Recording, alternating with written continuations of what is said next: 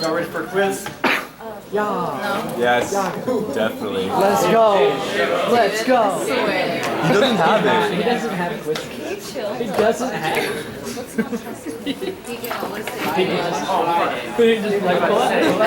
That's true. He could pull out a sheet and make something. That's true. We should have a quiz on Friday. All right. Okay, let's see where we left off at.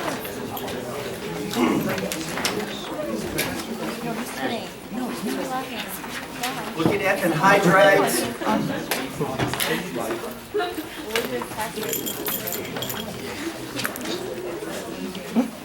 Back over here on amides, we talked about including an alternative base instead of using two equivalents. We mentioned trifluamine, pyridine. There's a variety of bases you can include to essentially react with the HCl, to scavenge the HCl, to quench the HCl. Two used in lab were 2,6-lutidine. That's pyridine with two methyls. Also Dapco. These were used in lab. Trifluamine is more common, but trifluamine is more smelly and volatile. I'd rather not use it in lab.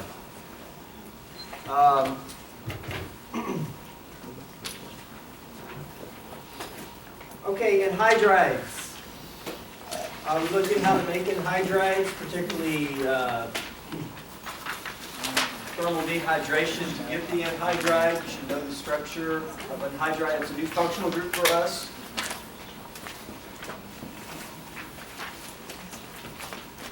Reactions of anhydrides to give acylated products.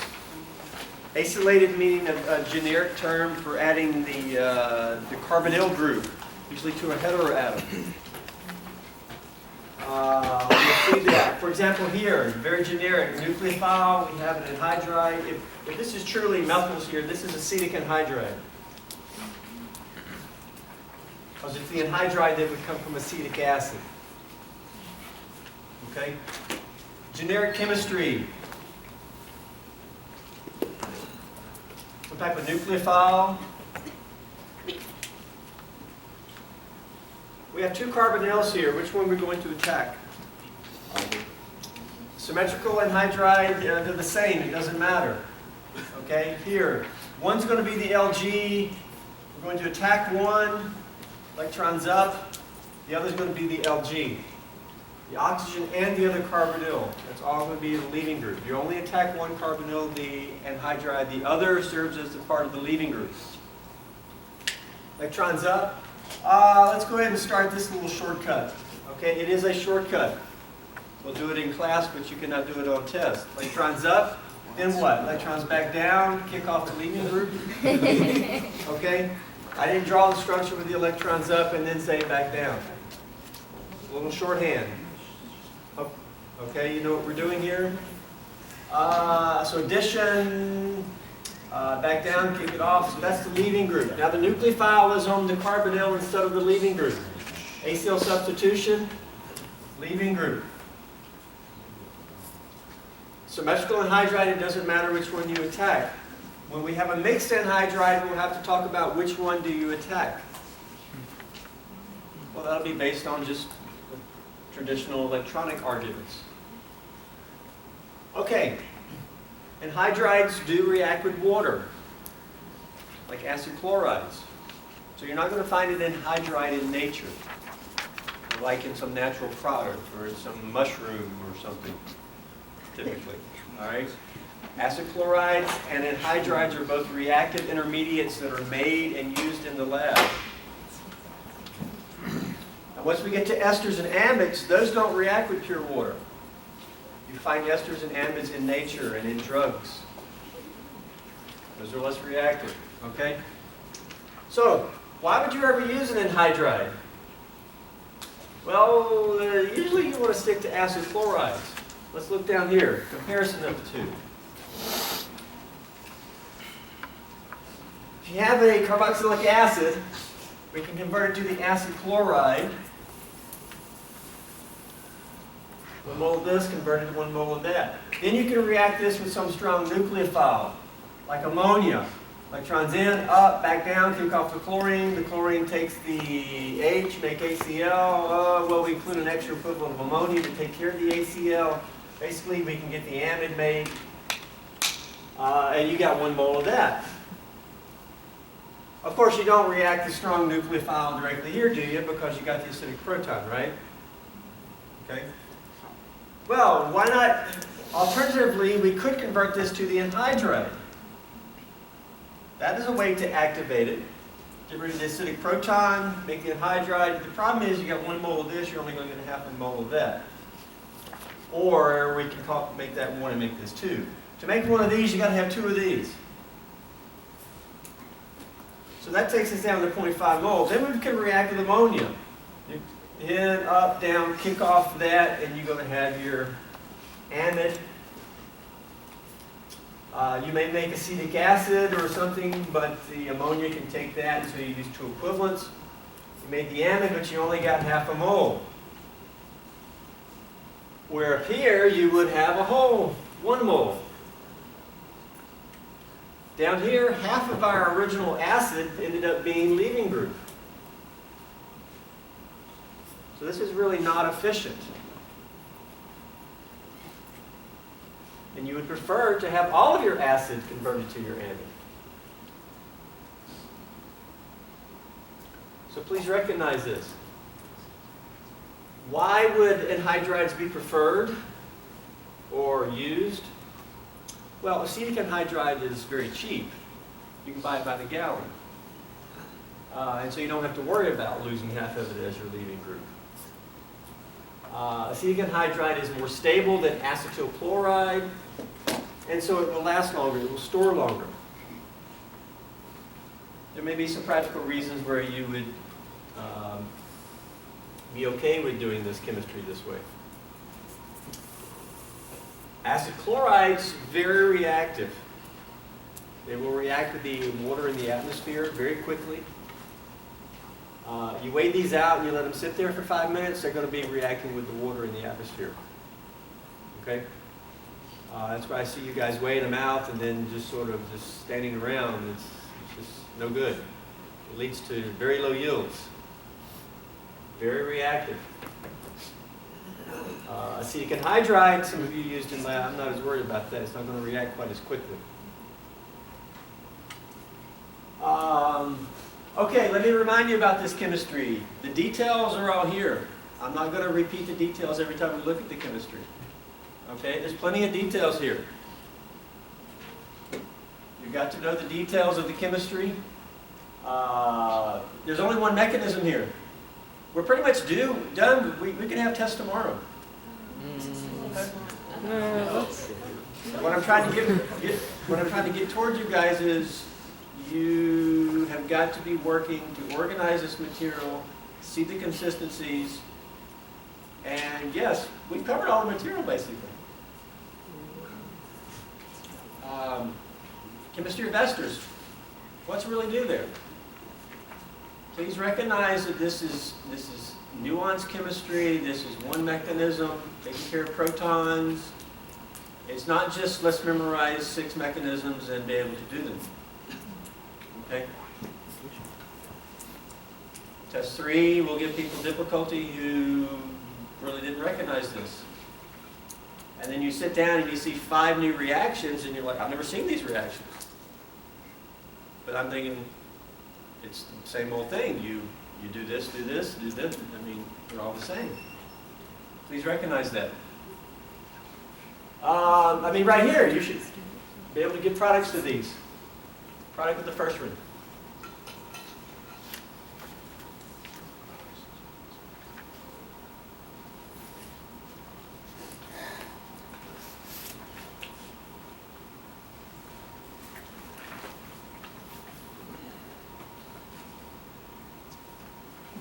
In fact, I would hope that you would already have these because we prepared the lecture today. You're looking ahead, having things answered.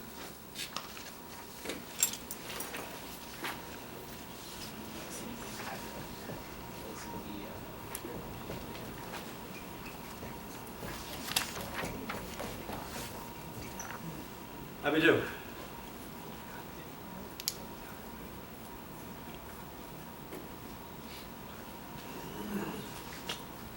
Next one. This is a cyclic anhydride.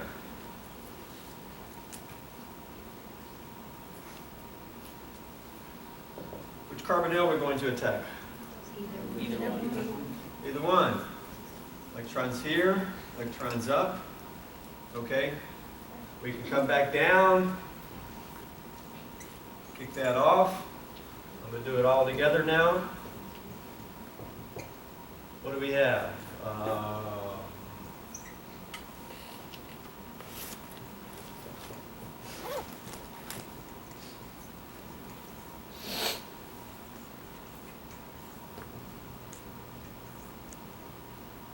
This here.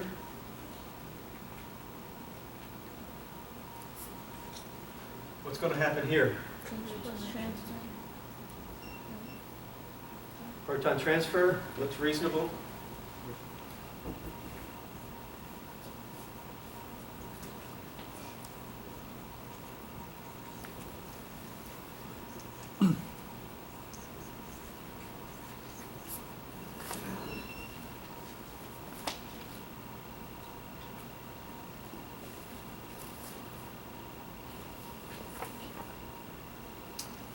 Why two equivalents? We have a carboxylic acid here. Means are basic. What's going to happen?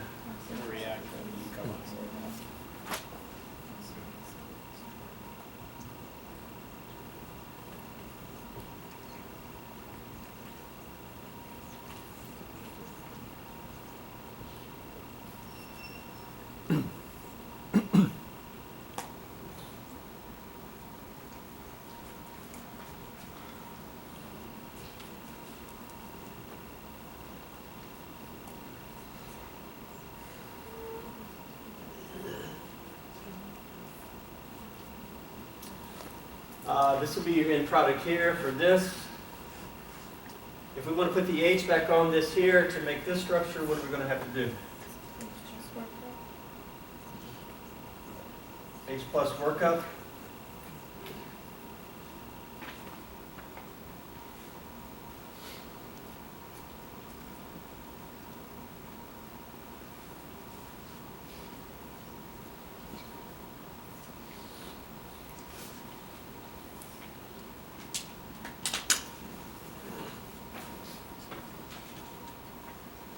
What was the purpose of the triethylamine up here? No, you want to push it. Tell me again. So you don't waste your products on the acid? Like with the, so that you're not reacting when you don't want to. Otherwise, the amine would react with what? The anhydride? No, we want it to react with the anhydride. The other part of it is broken off. If you don't include the triethylamine, this gives that plus what?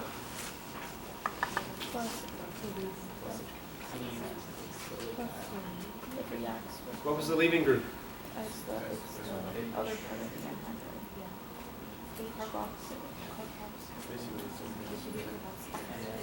So it's just the acetic acid.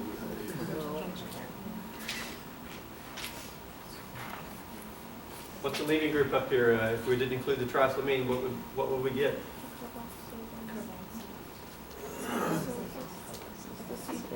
Acetate ion.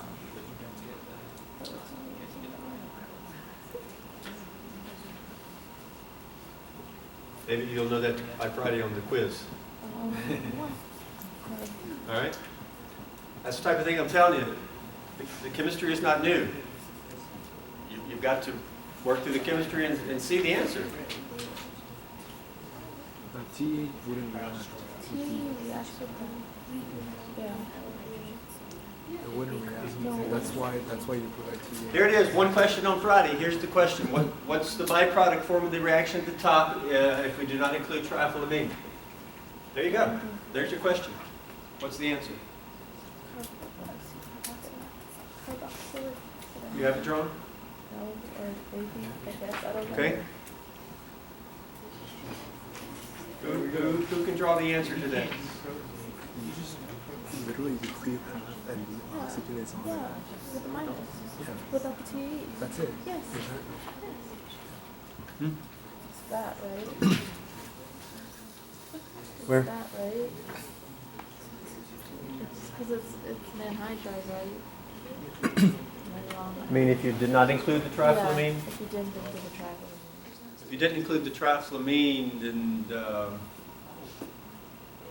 not sure why it would be in that form, Oh, unless It's an you're, acid, though. oh, it's an acid, right? unless You you're have one less nitrogen, right? Right, So it goes so there. it'd go there, so This these complex are is like making an argument that Right. that's the case. Yes. If you don't include the triethylamine, wouldn't the amino there exist in like acidic conditions?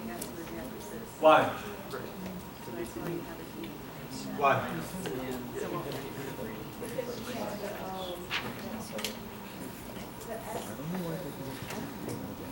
Wouldn't that take care of the H? Yeah, that's what happens, the other eight. The triethylamine, the TH? Yeah, because you would be plus there because Here's what I'm getting at, guys. There's no new chemistry here. All you got to do is draw it out and say, here it is. Okay? But guess what? There's 100 questions I could ask you like that. And when I first ask you, you're going to say, what were you talking about? Do the chemistry and show the answer. Okay? I assume you know what acetic anhydride looks like. I assume you know how nucleophiles react with anhydrides. I assume you can show the leaving group. Okay? It's nuances, it's trusting your chemistry, doing it. Here it is. Here's the answer. It's basically, remember, like, Okay. first test we use periods? I'm trying to get at this is because as we move forward the rest of the semester, you got to get away from memorization and you got to get towards trusting your chemistry. And here's the answer. Just like math. 163 times 49, who cares? You know how to do it. Just do it and tell me the answer. Okay, the one down here I went through more, and we have this here, and if you want to put the proton on, you're going to have to work it up. Because this is an acid. But we've got a base here. The base is not going to let the acid be in that form. The base is going to take it. It's going to be in this form at the end. If you want to put the H back on here, your strong acid will put it on. But this is an example of where the leaving group really didn't leave. We made the amide, but the leaving group is still down here, kind of. And that's sort of a benefit or a unique feature of a cyclic anhydride. A cyclic anhydride will give you this leaving group portion still there after the amine kicked it off.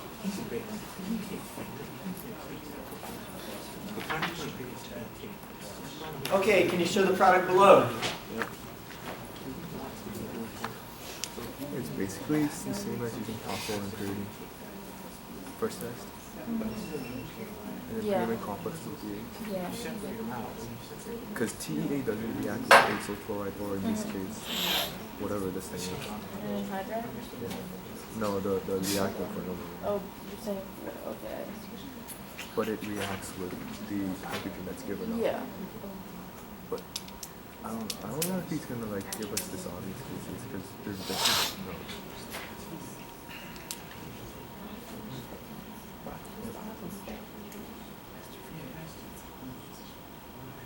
In terms of functional group, what functional group did we make?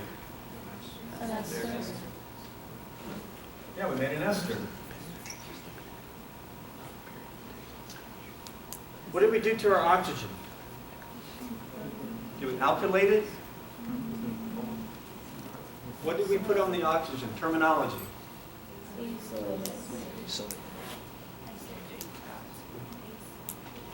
We put this carbonyl group on the oxygen. What do we call that? What did we do to it?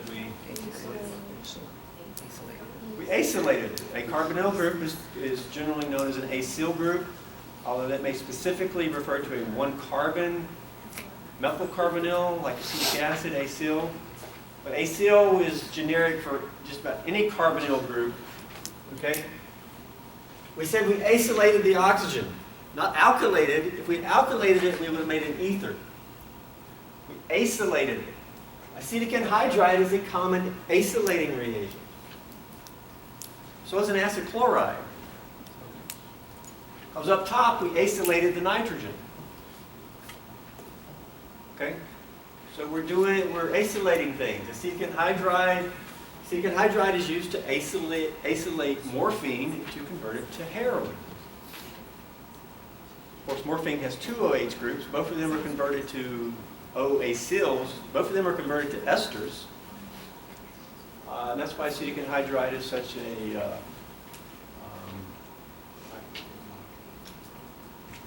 a coveted chemical in some areas of the world where morphine is also prevalent. And People are bad. converting it to heroin. Okay, so terminology. Guess what? Some people are out there memorizing that if you react an alcohol with this, you get an ester. Please don't memorize that. Just do it and say, hey, it is an ester. Why do you want to memorize that? I mean, it's an ester, right? Trust your chemistry. Trust your chemistry. Okay, mixed anhydrides. So acetic anhydride is very cheap. That's why it's used a good bit. It's stable enough that it can be stored and transported, where acetyl chloride is so volatile and reactive, it won't last long. It's very hard to store.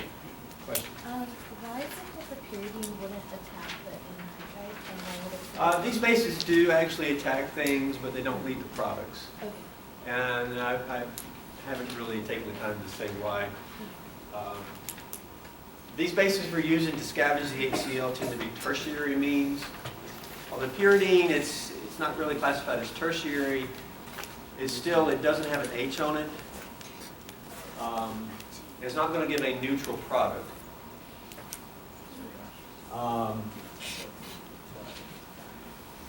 Okay, mixed anhydrides. Why would you want to use them, for example? We'll also see that this acid chloride is actually not stable.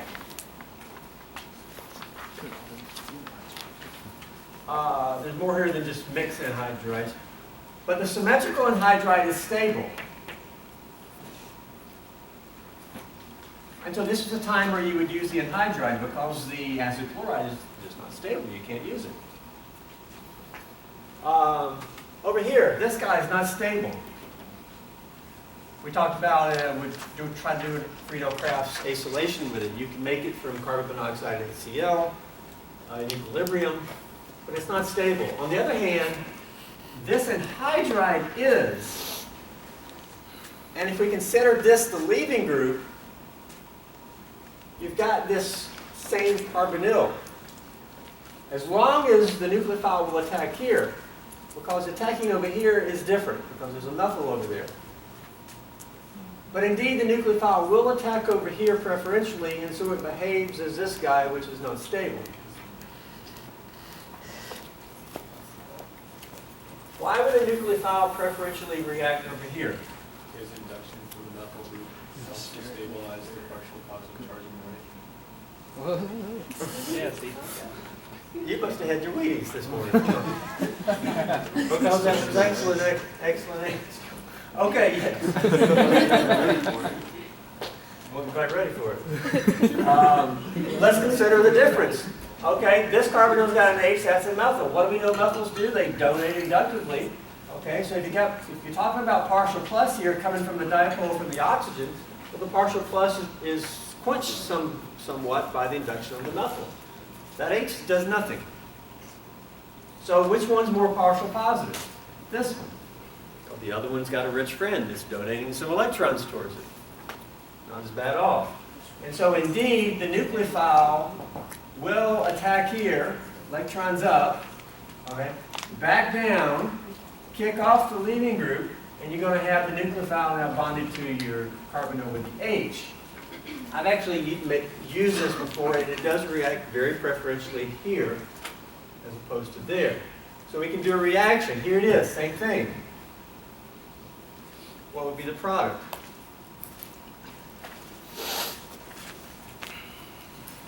Well, it's the same old mechanism. You know, here, electrons up, all right?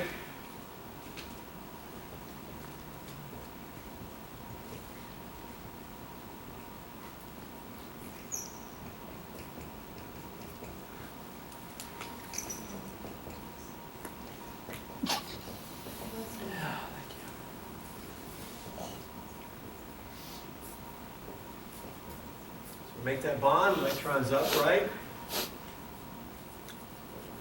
Now, I may say then bring them right back down and kick off the leaving group. Doing it more efficiently over here. Bring them back down and kick off the leaving group. What do we get?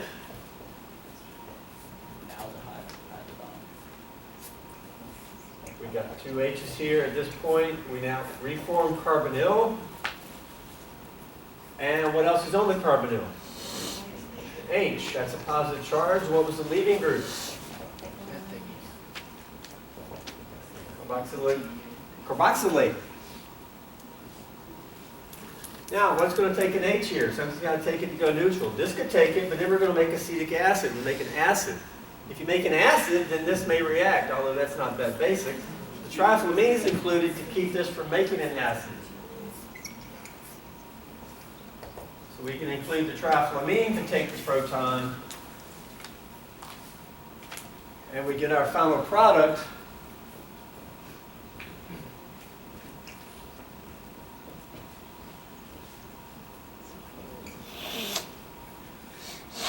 There's a chlorine there.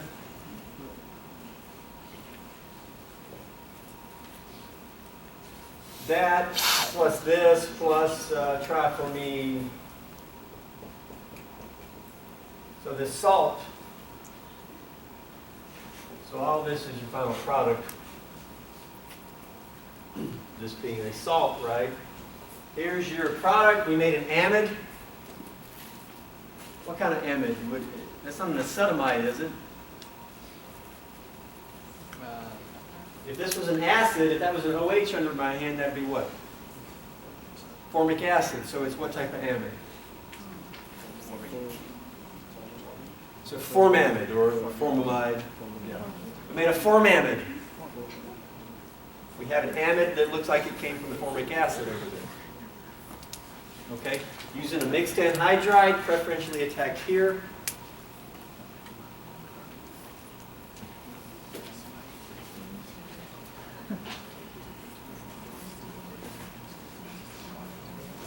Okay, how about this one down here?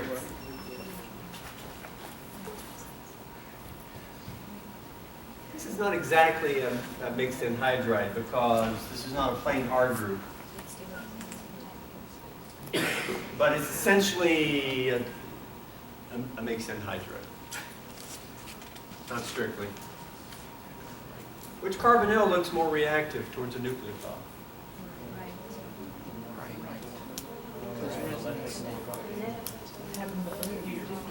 We got an alpha donating, we have a lone pair over here.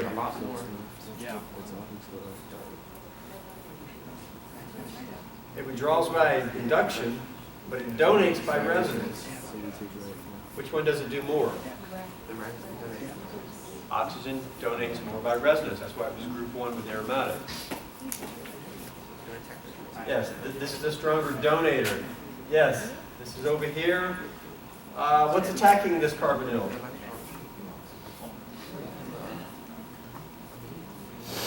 The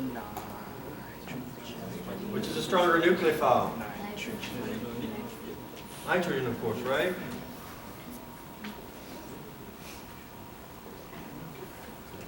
Electrons up, back down, kick it off. Take care of the proton. What did we say day 1? One mechanism, but we're going to have to take care of the proton? Yep. Show product.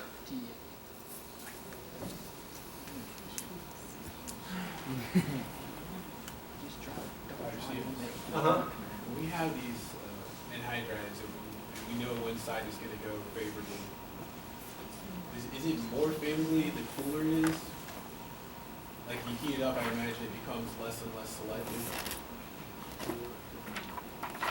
Perhaps you could say that, but if one's more reactive than the other and you heat it up, it seems to me like it will always be there. It'll just, they both become more reactive, but one. That is true, but then considering the activation energy, if you overcome the threshold for both of them, then it doesn't really matter which one you hit if you're going fast enough. What the faster one Well, we could go back and forth. It's kind of like water running down, coming to here and going this way or this way.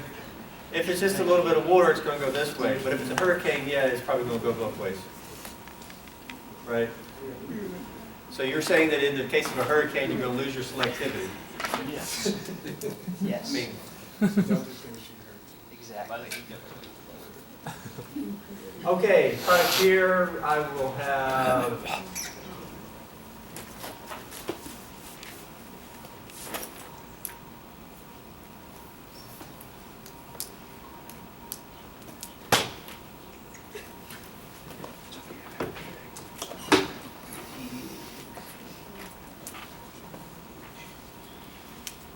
That there? Plus the salt. That looks like we just isolated it. I mean, that's an acetamide. Plus what? The salt. Plus what else here? The salt. The salt. So the TA takes the A, and you have the anion leaving. You know, actually, you don't need TA here. Because the leaving group You're going to get CO2 plus ethanol. That'll be the remainder. Whole. Why? How do we get CO2 plus ethanol? Yeah. And actually, triethylamine is not even needed here. It won't do anything because it's not going to take the H from ethanol. Right here, what's the leaving group look like? It's an anion with the thing. Right? All that's leaving group, right? Yeah. It becomes an anion. Yeah. Ah, lone pair goes in. Well, anytime you make a pi bond kick off a Bam. leaving group, that's easy to do. What does this give? Stupid. CO2. CO2 plus what? Plus that. Then that takes. That will take the H that's sitting on that nitrogen. That's how you get the ethanol. Because this is more basic than triethylamine. This is just a little precursor to future. We'll be doing this a little bit more during test 4. Okay? Decarboxylation. So can we cross out TEA then? Yeah, you don't even really need it there because that ethoxide that's essentially like KOH or something. That's hydroxide. It's stronger than triethylamine. It's going to take the H. Even if you say triethylamine is going to take it, well then this will take it from triethylamine. Triethylamine will be, in this scenario, will just be left doing nothing. Okay, I've never showed that before, but precursor, foreshadowing. Okay, before we leave anhydrides, let me just mention this. You can make an anhydride of phosphoric acid. If you take it, heat the bejeebies out of it, you can get what's called pyrophosphoric acid. This is an anhydride, but it's going by a kind of a different term. Pyro meaning heat. It's like you heated it and you got this. Now pyrophosphoric acid still has acidic hydrogens there. And under basic conditions, they can all be deprotonated. You can get this guy. It looks like a tetraanion. It is.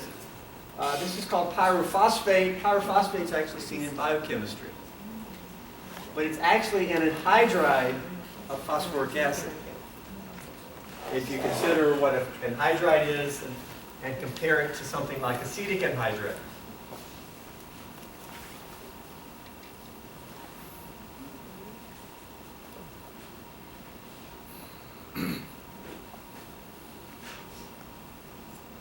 Okay, chemistry of esters. Synthesis. Well, we already covered the synthesis. Please look back. That's That's why I'm telling you this chemistry all just sort of cycles on itself. We've already covered how to synthesize esters. We covered it back over in the chemistry of acids and acid chlorides and stuff like that. Okay? Reactions. Remember, you can only convert a acid derivative to a less reactive one. So esters can only be converted to amides. Of course, any acid derivative can be hydrolyzed back to the carboxylic acid. Now, esters, when we get to esters and amides, they don't react with pure water. So you will find them in nature. Okay?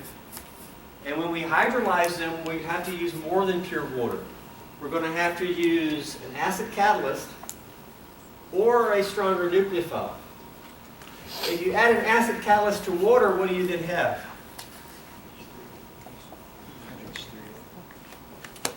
You'll have an acid catalyst with water. That's 8, okay. What would be a stronger nucleophile than water? That gives hydrolysis. In organic 1, we talked about nucleophiles. We said this is the neutral version. What's the anion version, which would be stronger? Stronger. Stronger nucleophile means hydroxide would be what you would hydrolyze with. The stronger version. So that's what we're talking about here. You have to use something more than pure water. Okay, if you use H3O plus, right here, take an ester, H3O plus, you get the acid plus ethanol. This is just the reverse of what? This is just the reverse of coming this way. This was the Fischer esterification, where we took an acid with an alcohol, an H plus catalyst, and we made the ester. Plus what? I mean, it's sort of all here. Coming this way, water, right? Going this way, we're reacting this with water with an H plus catalyst, we get the acid plus the alcohol. True equilibrium. How did we drive the ester formation this way?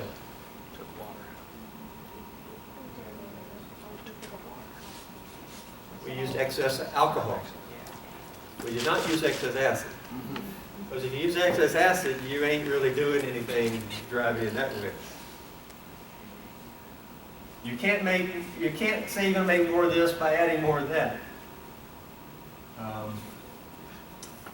So you drive it this way by adding ethanol. How do you drive it that way? If you had the ester, how would you drive it towards the? Add more water. You use a lot of water. Just aqueous acid. A lot of water there, it'll drive it to the acid.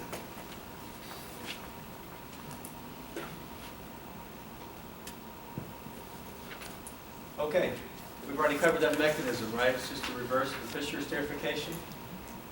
What's the first step of that mechanism coming towards the right? Water attacks.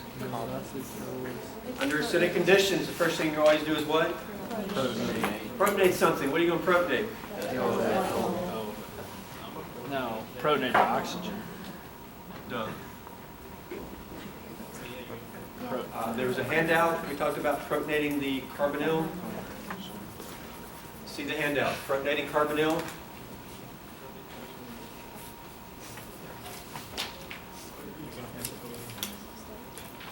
Okay, you can also hydrolyze using, like we said, hydroxide.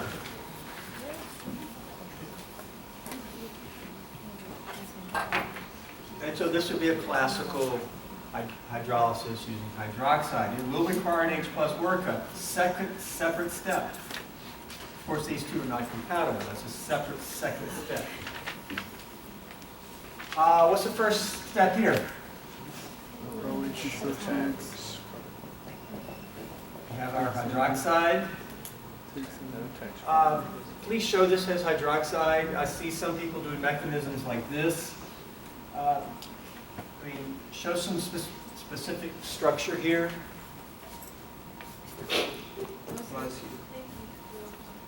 With hydroxide, these electrons add to carbonyl. Why didn't we protonate first?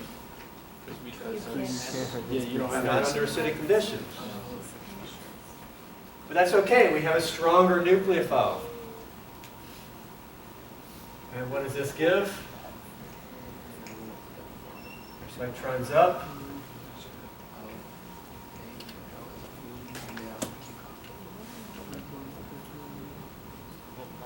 Nucleophilic addition, what next? Down, and then kick off. And then kick. Bring this down, kick off the hydroxide? Kick off O. If you did, you'd just be going backwards, right? That's possible. Many of the reactions we've looked at, you can go backwards, and I never even considered that. Which is a better leaving group, O-methyl or OH? You might make an argument, but I'm going to say they're pretty much identical. To get to where we're going, we have to kick off the O-methyl, and that's what's going to happen. What would that give? What do we have? That plus what? That plus leaving group? Is that the end of the reaction, or is something else going to happen? Acid workup. Something else is going to happen. This is going to take the H, right? That's a strong base.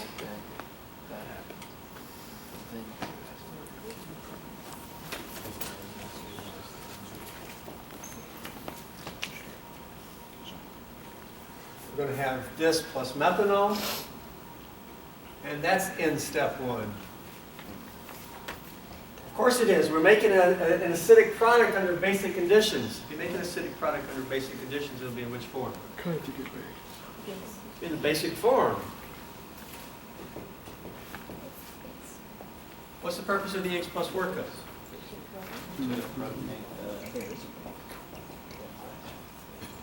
Yeah, you're going to have to throw in your favorite acid if you want to protonate your product.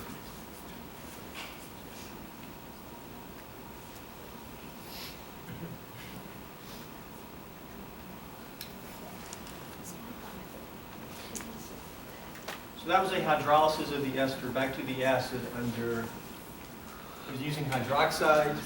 Okay, let me just keep reminding you about the table. The diagram on the white over here. Anything in the box can be hydrolyzed back to the acid. So the esters in the box, we treated it with hydroxide. What did we get at the very bottom?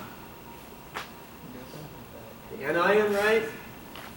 And to get to the very top, which has the neutral carboxylic acid, what do we have to treat the anion with? Like with acid. It doesn't have to be aqueous, but usually aqueous acid. So there you go. Anything in the box can be hydrolyzed. Just to keep repeating myself, of course, the acid chloride and anhydride will react with pure water, where the ester and the amide will not. They require something more than pure water. How about the product of this here? Looks like I got an ester, H3O+. I also have an aromatic ring. Product of this reaction.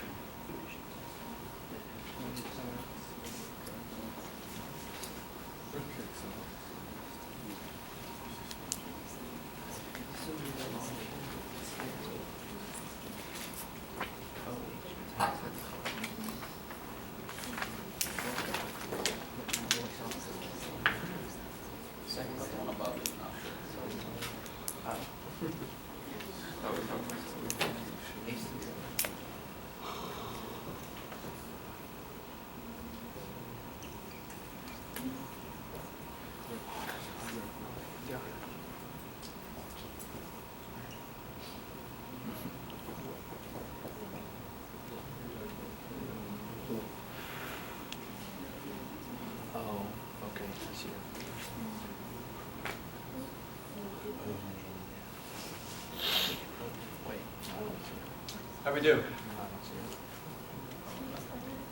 We're going mechanistically with protonate, and then water is our nucleophile, right? Okay. Then that attack. I've seen too many students want to protonate and then use hydroxide as a nucleophile. You guys do know that hydroxide is not present here, right? Yeah.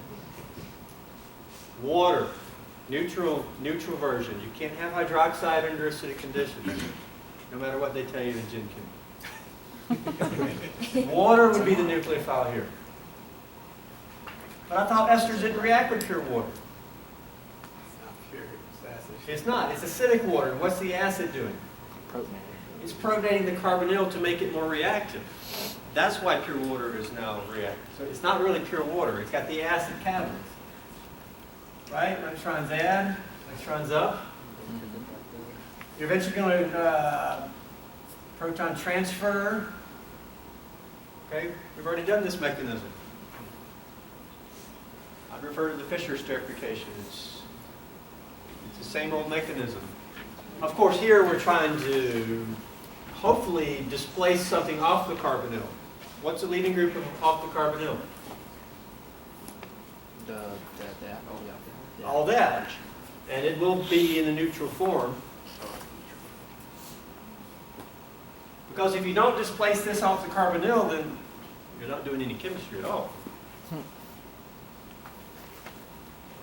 And so you kick it off, you get your carboxylic acid. This may indeed be the major product here because it's sort of the larger product. So we remove the acyl group here to give the alcohol. We hydrolyze the ester. I wish this had been flipped here. Down here is some terminology.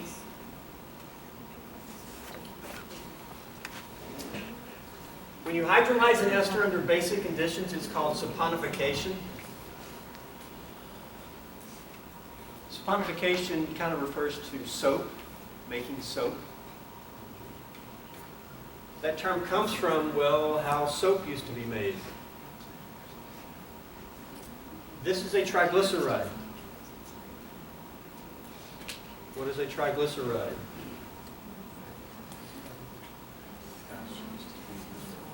Well, if you take this compound here, that is 3 carbons, so it's a 3-carbon triol. Anybody know the name of that?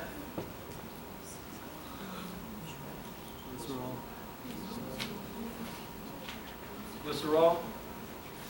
And if you make an ester out of each one of these, if this becomes an ester here, like this, ester, ester, ester, with these being long chains, and so that's kind of like a fatty acid that was here, and now you have the ester. It's called a triglyceride. It's a type of fat. But if you hydrolyze a triglyceride, what do you get? If you hydrolyze each ester bond, what is that going to give?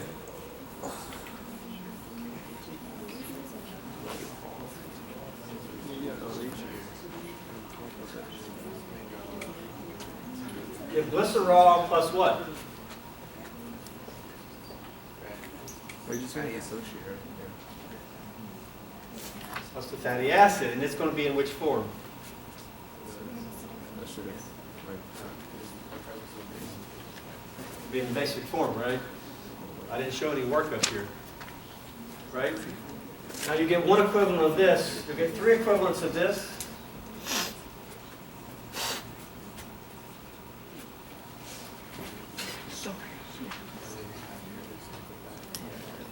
You got to see where how these products are coming, guys. I fear that you're not going to ever do that. Okay? Hydroxide attacks carbonyl, electrons up, back down, kick this off. Do it 3 times. Those would be the products. You need to sit down and see that. And when you attack with water or OH, it's called hydrolysis. And the product is going to be the carboxylic acid. Now in this form, it's in the carboxylate form. Okay, how do we get soap here? What do you call this guy here? It's a fatty acid. Conjugate glycerol. It's a fatty acid in the basic form. Well, that's what soap's made out of.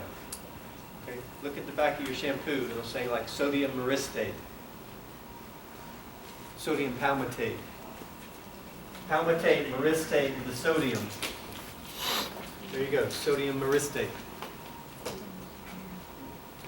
Okay, why are they soaps? Well, hopefully you know that. Now in the old days, they would make this, they would do this in the backyard. You ever remember Beverly Hillbillies, Granny making soap in the backyard? How did Granny make soap? Listen, try this. Yeah, where did she get the triglyceride from? Oh, I don't know. Possum fat. Oh, It's fat. Possum fat, okay? Then she had this big kettle. And where'd she get what from? Where'd she get that from? Where did she get the hydroxide from? She didn't have to go too far. Fireplace ashes. Fireplace ashes are high in carbonate. You put carbonate in water, you get hydroxide. Okay. Possum fat, fireplace ashes, water. Heat it up, stir it up. The chemistry takes place. She's hydrolyzing the, okay. That's water soluble. This is not water, it's some water soluble. Not completely, you leave it in water, it'll okay. But it's not, it's all this fatty acid, this will float to the top. It'll look like scum, but it's good stuff. You take it and you get it together, you put it in a mold, let it solidify, pop it out, and you got a bar of soap. Fatty acids coming from the possum fat. Okay, so next time you watch Beverly Hillbillies, which I'm surprised you know what we're talking about. oh yeah. See, when I was growing up, it was Beverly Hillbillies, Sanford and Son, and then the Braves game Yeah. every night. Andy Griffith or the Munsters Oh, there or you something. Andy Griffith. Or Leave It to Beaver. Leave It to Leave it to Bud. Beaver. Okay, guys. You got to organize this material.